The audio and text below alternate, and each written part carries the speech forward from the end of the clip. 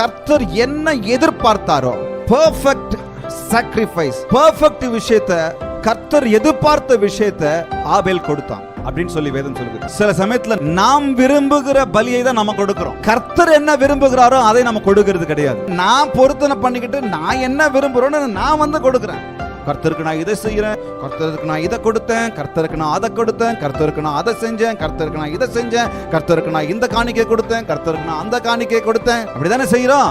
ஆனா கர்த்தருக்கு என்ன முக்கியம், கர்த்தர் எதை எதிர்பார்த்தார் அதை நானும் நீங்களும் கொடுத்தோம் என்பது மிக மிக அவசியம். நாம் விரும்புகிறதை கொடுக்கிறது ஒன்று, கர்த்தர் என்னில் விரும்புகிறதை கொடுக்கிறது வேற. ஹல்லேலூயா. கர்த்தர் என்ன என்கிட்ட எதிர்பார்க்கிறார், கர்த்தர் என்ன எனக்கு கட்டளையிட்டு இருக்கிறார், கர்த்தர் என்ன சொல்லியிருக்கிறார். சபைக்கு நான் கொடுக்கும் போது, ஆண்டவருக்கு நான் கொடுக்கும் போது, ஏழைகளுக்கு நான் கொடுக்கும் பொழுது எப்படிப்பட்டவனாய் கொடுக்கணும்னு சொல்லி கர்த்தர் என்ன எதிர்பார்த்தாரோ அப்படி நான் கொடுக்கணும்.